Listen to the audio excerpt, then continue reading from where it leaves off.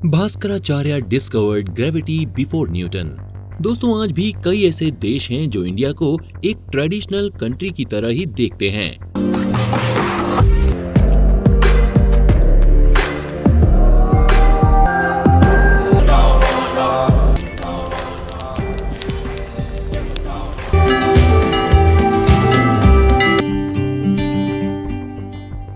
पर ऐसा इसलिए है क्योंकि शायद अभी तक वो जान नहीं पाए हैं कि इंडियंस ने मॉडर्न वर्ल्ड की डेवलपमेंट में कितने कंट्रीब्यूशन दिए हैं। उन्हें पता ही नहीं कि कितनी ही Indian theories weather forecast, astronomy, astrology और एविएशन जैसे कॉन्सेप्ट का बेस रह चुकी हैं। इंडिया एक ऐसी कंट्री है जिसने वर्ल्ड के बेस्ट मैथमेटिशियन दिए हैं। पर अफसोस की बात तो यह है कि बहुत से जीनियस को आज तक उनके काम के लिए क्रेडिट ही नहीं दिया गया। वो एप्रिसिएशन, ऑनर और रिकॉग्निशन नहीं मिला जो वो डिजर्व करते थे। The story of Apple. दोस्तों, जब भी हम ग्रेविटी के बारे में बात करते हैं तो ग्रेविटी सुनते ही जो नाम हमारे जहन में आता है वो है सर इसाक न्यूटन का। हम सभी को स्कूल में एप्पल की स्टोरी तो जरूर ही सुनाई जाती है, जिसने न्यूटन को the universal law of gravitation देने के लिए इंस्पायर किया। आगे बढ़ने से पहले एक बार वो एप्पल स्टोरी रिकॉल कर लेते हैं। तो दोस्तों, होता यूं है कि एक दिन न्यूटन एक एप्पल ट्री के नीचे बैठे थे, तभी एक एप्पल गिरता है। अब अगर हमारे और आपकी तरह ही कोई होता तो चुपचाप उस एप्पल को उठाकर खा लेता, पर वो तो थे great genius sir Isaac Newton. तो उन्होंने जनरल कन्वेंशन को ना फॉलो करते हुए अपने दिमाग का यूज किया। तब न्यूटन के साइंटिफिक ब्रेन में सवाल उठा कि एप्पल हमेशा नीचे ही क्यों गिरता है, और बस न्यूटन के इस सवाल ने दुनिया की सोच ही बदल कर रख दी और हमारी फिजिक्स पूरी तरह से बदल गई। अब साइंटिस्ट सभी प्रीवियस साइंटिफिक थ्योरीज को नई नजर से देखने लगे और तभी से माना जाता है कि न्यूटन दुनिया के पहले इंसान थे जिन्होंने ग्रेविटेशनल कॉन्सेप्ट को डिस्कवर किया। पर आपको जानकर हैरानी होगी कि ये सच नहीं है। असल में तो सर इसाक न्यूटन के यूनिवर्सल लॉ ऑफ ग्रेविटेशन देने के 1200 साल पहले ही the great Indian mathematician Bhaskaracharya ने थ्योरी ऑफ ग्रेविटेशनल के बारे में बता दिया था। न्यूटन को तो सभी जानते हैं, मगर भास्कराचार्य को कम ही लोग जानते हैं। लेकिन क्या हुआ अगर भास्कराचार्य को कम लोग जानते हैं? हम है ना।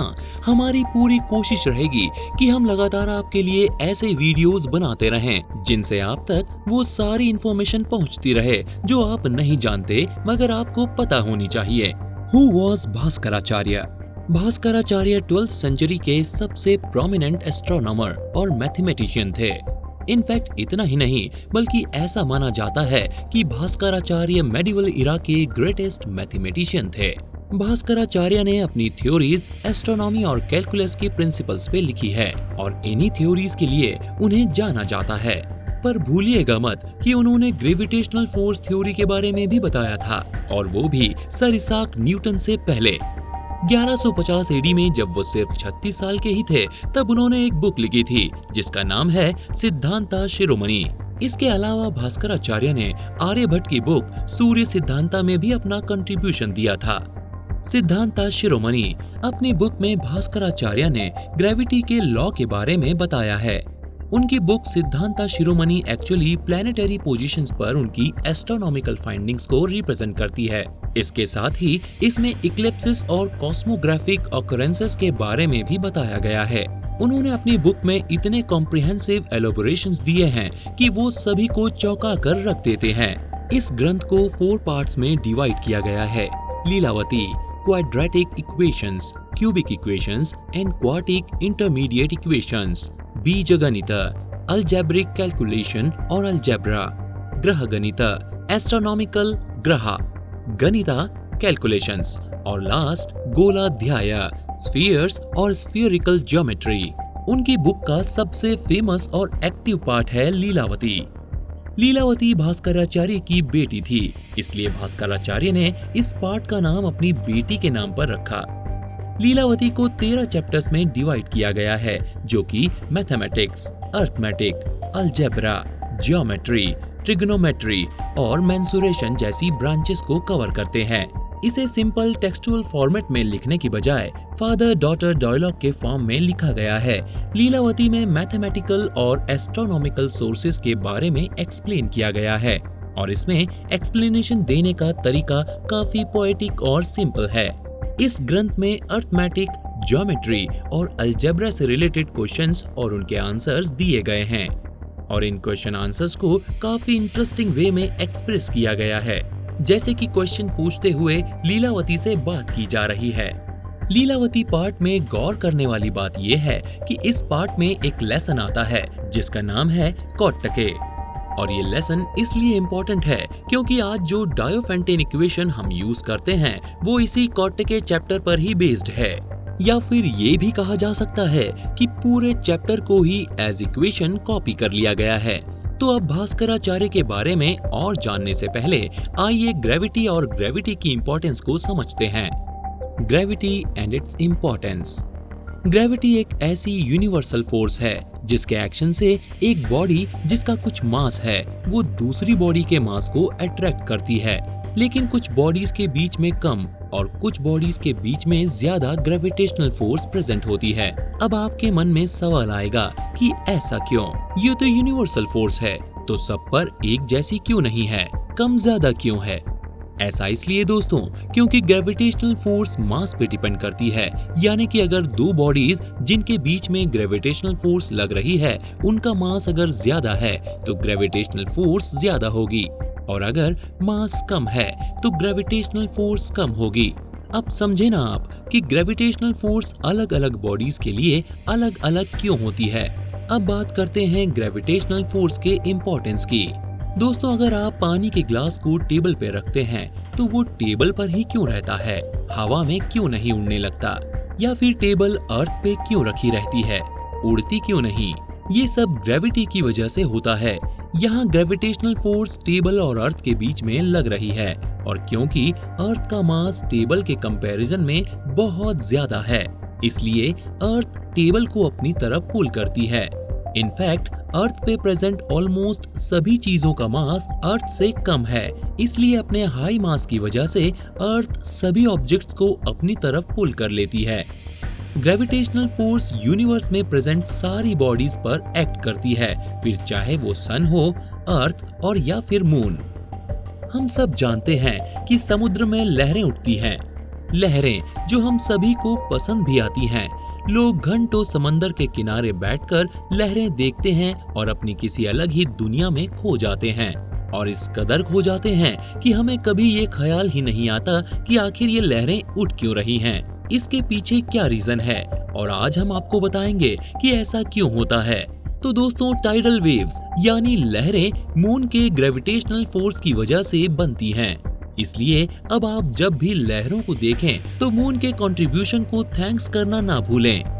यूं तो हमें स्कूल में बहुत सी बातें बताई जाती हैं, पर सोलर सिस्टम ऐसा टॉपिक है जो ऑलमोस्ट सबको याद रहता है और सोलर सिस्टम में बताए जाने वाला सबसे कॉमन पॉइंट है कि सोलर सिस्टम में सारे प्लैनेट्स सन के अराउंड अपनी फिक्स्ड ऑर्बिट में रिवॉल्व करते हैं। पर ऐसा क्यों? ऐसा इसलिए क्योंकि इन सभी प्लैनेट्स पर सन की ग्रेविटेशनल पुल वर्क कर रही होती है, जिससे ये सन के अराउंड ही रिवॉल्व करते हैं। Bhaskaracharya's theory on gravitational force. Siddhanta Shiromani में भास्कराचार्य ने ग्रेविटेशनल फोर्स के बारे में जो भी थ्योरीज दी हैं वो उन्होंने श्लोक्स के थ्रू बताई हैं, जो कि संस्कृत में लिखे गए हैं। अब क्योंकि आज के जमाने में बहुत कम ही लोग हैं जो संस्कृत जानते हैं, इसलिए उन श्लोक्स को स्किप करके हम आपको उन श्लोक्स के मीनिंग बता देते हैं। फर्स्ट, भास्कराचार्य का मानना था कि कोई ऑब्जेक्ट अर्थ पे इसलिए गिरता है क्योंकि अर्थ उसे ग्रेविटेशनल फोर्स से अपनी तरफ खींचती है। इसी अट्रैक्शन की वजह से अर्थ, प्लैनेट्स, कॉन्स्टिलेशंस, मून और सन अपनी स्पेसिफिक ऑर्बिट में प्रेजेंट रहते हैं। सेकेंड, आज तो हम इस अट्रैक्टिव फोर्स को ग्रेविटी या ग्रेविटेशनल फोर्स कहते हैं, पर क्या आपको पता है कि भास्कराचार्य ने इस फोर्स को क्या नाम दिया था? भास्कराचार्य ने इस ग्रेविटेशनल फोर्स को अपनी बुक में धरनात्मकम शक्ति के नाम से रेफर किया था। उनकी थ्योरी के हिसाब से स्पेस में अर्थ के सेंटर में एक स्फीयर है जो इस धनात्मकम शक्ति यानी कि ग्रेविटेशनल फोर्स की वजह से अर्थ को फर्म रखता है, जिससे अर्थ स्पेस में गिरती नहीं है। थर्ड, लीलावती में अपनी बेटी के क्वेश्चंस को आंसर करते हुए भास्कराचार्य अर्थ की शेप पर भी कमेंट करते हैं। वे कहते हैं कि जो हमें दिखता है वही रियलिटी है, ऐसा जरूरी नहीं है। अर्थ फ्लैट दिखती है, मगर ये रियलिटी से बिल्कुल अलग है, क्योंकि असल में तो अर्थ एक स्फीयर है। अपनी इस थ्योरी को समझाने के लिए भास्कराचार्य एक इंटरेस्टिंग एक्सप्लेनेशन देते हैं। वो कहते हैं कि अगर हम एक बहुत बड़ा सा सर्कल ड्रॉ करें और उसके सरकमफेरेंस के एक 1/4 पार्ट को नोटिस करें तो आपको एक स्ट्रेट लाइन नजर आएगी, पर असल में तो वो एक सर्कल है। ठीक इसी तरह से अर्थ भी एक स्फीयर है। Newton's 3 law of motion. जैसा कि हम सब जानते हैं कि सर इसैक न्यूटन ने मोशन और फोर्स के बीच के रिलेशन को अच्छी तरह से समझ लिया था, और इन्हीं अंडरस्टैंडिंग का यूज करके उन्होंने ग्रेविटेशनल फोर्स का एनालिसिस किया था, और अपनी इसी अंडरस्टैंडिंग के बेसिस पर उन्होंने अपने 3 लॉज दिए हैं। तो आइए जानते हैं न्यूटन्स के लॉज के बारे में। First, uniform motion. ये लॉ कहता है कि फोर्स के बिना कुछ नहीं होता। कोई ऑब्जेक्ट अगर कांस्टेंट वेलोसिटी के साथ कांस्टेंट डायरेक्शन में मूव कर रहा है तो वो वैसे ही मूव करता रहेगा, यानी कि यूनिफॉर्म मोशन करेगा तब तक जब तक कि उस पर कोई एक्सटर्नल फोर्स ना एक्ट करने लगे। Second, acceleration motion. ये ऑब्जेक्ट की स्पीड में किसी भी तरह के चेंज या फिर उसके मूवमेंट की डायरेक्शन में किसी भी तरह के चेंज से डील करता है। ये लॉ कहता है कि फोर्स मास और एक्सेलरेशन का प्रोडक्ट है। Third, forces act in pairs. Third law idea देता है कि फोर्सेस हमेशा पेयर्स में एक्ट करती हैं, यानी कि हर एक फोर्स का इक्वल और ऑपोजिट रिएक्शन होता है। एग्जाम्पल के तौर पर आप समझ सकते हैं कि अगर आप किसी ऑब्जेक्ट को पुश करते हैं तो वो ऑब्जेक्ट भी सेम फोर्स के साथ आपको पुश करता है। Newton's universal law of gravitation. Sir Isaac Newton ने ग्रेविटेशनल फोर्स थ्योरी से दुनिया को रूबरू कराने के लिए अर्थ पे मून का एक्सेलरेशन और अर्थ पे ऑब्जेक्ट के एक्सेलरेशन को कंपेयर किया, और इसी कंपैरिजन का बेसिस दोनों केसेस में ग्रेविटेशनल फोर्स का प्रेजेंट होना ही था। ऐसे कंपैरिजन करने से न्यूटन ने एक इम्पोर्टेंट कंक्लूजन निकाला। उन्हें समझ में आया कि ग्रेविटेशनल फोर्स ऑब्जेक्ट के डिस्टेंस पर डिपेंड करती है, और इस कंक्लूजन ने उन्हें आगे की थ्योरी समझने में भी बहुत हेल्प की। उन्होंने फर्दर कंक्लूड किया कि फोर्स ऑफ ग्रेविटेशनल अट्रैक्शन जो अर्थ और दूसरी बॉडीज के बीच में प्रेजेंट है वो उन्हें सेपरेट करने वाले डिस्टेंस पर इनवर्सली डिपेंड करती है, और जो डिस्टेंस उन्होंने कंसीडर किया वो अर्थ के सेंटर से ऑब्जेक्ट के सेंटर तक लिया गया था, यानी कि डिस्टेंस बढ़ाने पर ग्रेविटेशनल फोर्स कम हो जाती है। लेकिन सिर्फ डिस्टेंस ही इकलौता फैक्टर नहीं है जिस पर ग्रेविटेशनल फोर्स डिपेंड करती है। अगर हम न्यूटन की फेमस इक्वेशन F=ma पर गौर करें तो हम ये समझ सकते हैं कि ग्रेविटी भी किसी भी दूसरी फोर्स की तरह ही एक फोर्स है, तो उस पर भी ये इक्वेशन फॉलो होती है। इसका मतलब है कि ये मास पर भी डिपेंड करती है। जैसा कि भास्कराचार्य ने भी अपनी थ्योरी में ग्रेविटेशनल फोर्स का मास पे डिपेंडेंस पहले ही बताया था, वैसे ही कुछ न्यूटन ने भी कंक्लूड किया। इसे और बेहतर तरह से समझने के लिए आप ऐसे भी सोच सकते हैं। आप जानते ही होंगे कि न्यूटन का थर्ड लॉ कहता है कि हर एक्शन का इक्वल और ऑपोजिट रिएक्शन होता है। तो अगर न्यूटन के थर्ड लॉ से रिलेट करें तो जो फोर्स एप्पल का डाउनवर्ड एक्सेलरेशन करा रही थी वही फोर्स अर्थ का अपवर्ड एक्सेलरेशन भी करा रही थी, और किसी भी फोर्स की तरह ये फोर्स भी मास पर डिपेंड करेगी ही। तो उम्मीद है कि अब आपको समझ आ ही गया होगा। इसके बाद ही न्यूटन ने कंक्लूजन निकाला कि ग्रेविटेशनल फोर्स अर्थ में मास और ऑब्जेक्ट के मास दोनों पर डायरेक्टली डिपेंड करती है, यानी कि मास बढ़ाने पर ग्रेविटेशनल फोर्स भी बढ़ती है।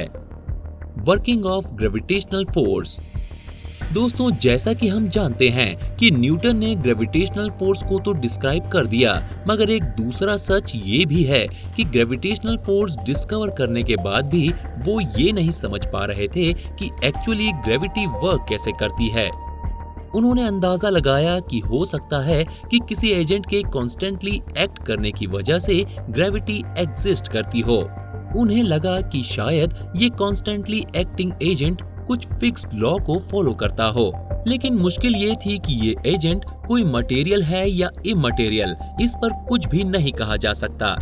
अगले 300 सालों तक किसी ने भी इस बात पर ध्यान नहीं दिया कि ये एजेंट मटेरियल है या इमटेरियल, और इसी दौरान न्यूटन ने कैलकुलस इन्वेंट कर दी। तभी पिक्चर में आते हैं आइंस्टाइन, जिन्हें लगता है कि ग्रेविटेशनल फोर्स कोई सिंपल फोर्स नहीं है, बल्कि आइंस्टाइन की थ्योरी ऑफ जनरल रिलेटिविटी के अकॉर्डिंग ग्रेविटेशनल फोर्स जितना लोग सोच रहे हैं उससे काफी ज्यादा वियर्ड है। हो सकता है कि ग्रेविटेशनल फोर्स एक नेचुरल कॉन्सिक्वेंस है और यूनिवर्स में प्रेजेंट मास स्पेस में जो इन्फ्लुएंस क्रिएट करता है वही इस नेचुरल कॉन्सिक्वेंस को जनरेट करता हो। न्यूटन का मानना था कि स्पेस में विड्थ, लेंथ और हाइट जैसे डायमेंशन प्रेजेंट हैं और आइंस्टाइन भी न्यूटन की इस बात से एग्री करते थे। ऐसा हो सकता है कि स्पेस में मैटर भरा हुआ है, या ये भी हो सकता है कि स्पेस में मैटर प्रेजेंट नहीं है। लेकिन न्यूटन का मानना था कि स्पेस उसमें प्रेजेंट ऑब्जेक्ट से अफेक्ट नहीं होता, जबकि आइंस्टाइन का बिलीफ था कि स्पेस में ऑब्जेक्ट की प्रेजेंस से स्पेस पे अफेक्ट पड़ता है। आइंस्टाइन का मानना था कि मास स्पेस को अपने अराउंड रैप कर सकता है, बेंड कर सकता है, पुश और पुल भी कर सकता है। उनके अकॉर्डिंग तो ग्रेविटी और कुछ नहीं बल्कि मास के स्पेस में एग्जिस्टेंस का नेचुरल आउटकम है। 1905 में आइंस्टाइन ने अपनी स्पेशल थ्योरी ऑफ रिलेटिविटी दी, जिसने स्पेस में फोर्थ डायमेंशन ऐड कर दिया, जिसे कहते हैं टाइम। इस डायमेंशन को आइंस्टाइन ने स्पेस टाइम के नाम से रेफर किया। उनका कहना था कि अगर कोई मास बहुत ज्यादा बड़ा है तो वो अपने अराउंड टाइम को रैप कर सकता है, जिससे कि टाइम स्लो या फास्ट हो सकता है। इतना ही नहीं बल्कि हमारा जो मास है उसी की वजह से स्पेस में डिप्रेशन क्रिएट होता है। जितना ज्यादा हमारा मास होगा उतना ही ज्यादा हम स्पेस को अपने अराउंड बेंड करेंगे। Newton thinks why doesn't the moon fall. अब जैसे कि हम सब जानते हैं कि न्यूटन ने एक गिरते हुए एप्पल को देखकर उसके रीजन के बारे में सोचा और फिर ग्रेविटेशनल फोर्स थ्योरी की डिस्कवरी कर दी। कुछ उसी तरह से एक बार यंग इसाक न्यूटन अपने गार्डन में बैठे हुए थे। गार्डन में बैठकर वो यूनिवर्स और उसकी वर्किंग के बारे में सोच रहे थे। तब उनके मन में सवाल आया कि एप्पल और मून में आखिर डिफरेंस क्या है। एप्पल तो अर्थ की तरफ गिरता है पर मून क्यों नहीं गिरा। तो बस उन्होंने इस मिस्ट्री को सॉल्व करना शुरू कर दिया और फाइनली आंसर भी ढूंढ लिया। आइए जानते हैं कि न्यूटन ने इस मिस्ट्री का क्या जवाब निकाला।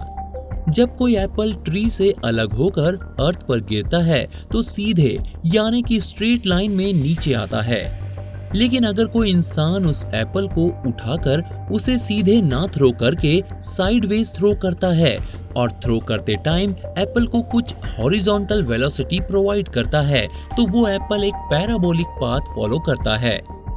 और उन्होंने ये भी नोटिस किया कि जितनी जोर से वो इंसान एप्पल को थ्रो करता है एप्पल उतनी ही दूर जाकर गिरता है। तब न्यूटन की समझ में आया कि अगर एप्पल को इतनी जोर से थ्रो किया जाए कि वो एप्पल ऑर्बिट में पहुंच जाए तो जाहिर सी बात है कि वो कॉन्स्टेंटली नीचे फॉल करेगा, मगर नीचे गिरते समय उसकी वेलोसिटी हॉरिजॉन्टल हो जाएगी और अर्थ पर गिरने की बजाय वो हमेशा के लिए अर्थ के चारों तरफ घूमता रहेगा। तब जाकर न्यूटन को उनके सवाल का जवाब मिला। न्यूटन समझ गए कि मून के साथ भी ऐसा ही होगा। मून भी कंटिन्यूअसली अर्थ की तरफ फॉल कर रहा है, लेकिन उसके पास सफिशिएंट हॉरिजॉन्टल वेलोसिटी है, जिसकी वजह से मून ऑर्बिट में ही घूमता रहता है और अर्थ तक नहीं पहुंच पाता। इससे न्यूटन ने एक और कंक्लूजन निकाला। वो समझ गए कि ऐसा सिर्फ मून के केस में ही नहीं बल्कि सभी प्लैनेट्स और मून के साथ होता है जो सन या अर्थ के अराउंड रिवॉल्व करते हैं। More Indians on gravity before Newton. दोस्तों, भास्कराचार्य ने न्यूटन से पहले ग्रेविटी की खोज की थी, ये तो हमने आपको बता ही दिया, मगर ऐसा करने वाले भास्कराचार्य अकेले इंडियन नहीं थे। उनसे पहले भी कई लोगों ने ग्रेविटेशनल फोर्स का जिक्र कई बार किया है। इंडिया का ग्रेविटेशनल फोर्स थ्योरी के रिगार्डिंग कंट्रीब्यूशन तो 505 से 587 एडी में ही शुरू हो गया था और इसकी शुरुआत की थी वराहन मिहिरा ने। वराहन मिहिरा एक हिंदू एस्ट्रोनॉमर और एक मैथमेटिशियन थे। उन्होंने ग्रेविटी के आइडिया के बारे में तो सोचा मगर उसे कोई स्पेसिफिक नेम या मीनिंग नहीं दे पाए, जिसके चलते वो ग्रेविटी के बारे में दुनिया को बताने वाले पहले शख्स नहीं बन पाए। वराहन मिहिरा ने क्लेम किया था कि यूनिवर्स में एक ऐसा फोर्स हो सकता है जो कि बॉडीज को अर्थ पे रखता है और वही फोर्स सारी हेवनली बॉडीज को उनकी फिक्स्ड प्लेस पर रखने के लिए भी रिस्पॉन्सिबल है। दूसरे इंडियन जिन्होंने ग्रेविटी से जुड़ी बातें कही वो थे ब्रह्मगुप्ता। वो एक हिंदू एस्ट्रोलॉजर और मैथमेटिशियन थे जिनका मानना था कि अर्थ स्फेरिकल है और चीजों को अपनी तरफ अट्रैक्ट करती है। उन्होंने इसका कंपैरिजन फायर और वाटर जैसे एलिमेंट से भी किया। ग्रेविटेशनल फोर्स के बारे में भी बात करते हुए वो एक थ्योरी में बताते हैं कि बॉडीज अर्थ की तरफ फॉल करती हैं क्योंकि अर्थ का नेचर है कि वो चीजों को अट्रैक्ट करे, ठीक वैसे ही जैसे वाटर का नेचर होता है कि वो हमेशा फ्लो करता रहे। Interesting facts on gravitational force. Number 1, your weight changes as you accelerate. Earth की ग्रेविटेशनल फोर्स कॉन्स्टेंटली हमें अर्थ के सेंटर की तरफ खींचती रहती है, पर ग्राउंड बीच में आ जाता है और ग्रेविटी के अगेंस्ट एक्ट करने लगता है।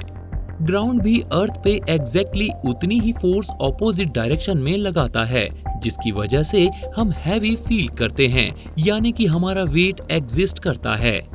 जब हम रोलर कोस्टर के टॉप पर पहुंच रहे होते हैं तो चेयर हमारे अगेंस्ट स्ट्रांगली पुश करती है।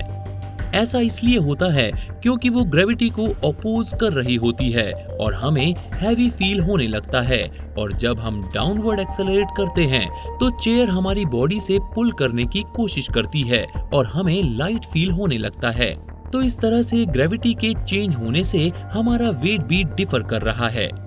Number 2, you would feel weightless at the centre of earth.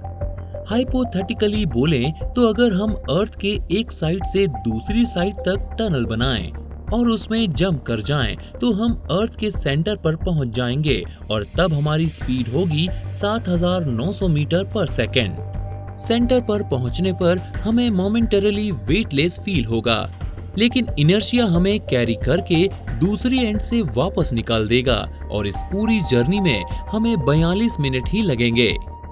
Number 3, without gravity our body start to go wrong. Human body का इवोल्यूशन अर्थ पर रहकर ही हुआ है, इसलिए ह्यूमन बॉडी को अर्थ की ग्रेविटी के प्रेजेंस में ही फंक्शन करने की हैबिट है। लेकिन अगर माइक्रो ग्रेविटी क्रिएट हो जाए तो हमारी बॉडी प्रॉपरली फंक्शन ही नहीं कर पाएगी। हमारी बोन्स को काफी वेट बियर करने की आदत है और अगर वेट चला जाए तो हमारी बोन से कैल्शियम रिमूव होने लगेगा। इसके साथ ही अगर हमारी मसल्स फंक्शन नहीं करेंगी तो हमारी बैक और लेग्स वीक हो जाएंगे। Number 4, fishes have stones in their heads which tell them which way is up. सिर्फ ह्यूमन बॉडी ने ही नहीं बल्कि प्लांट्स और एनिमल ने भी अर्थ के ग्रेविटेशनल पुल की वजह से बहुत इवॉल्व किया है।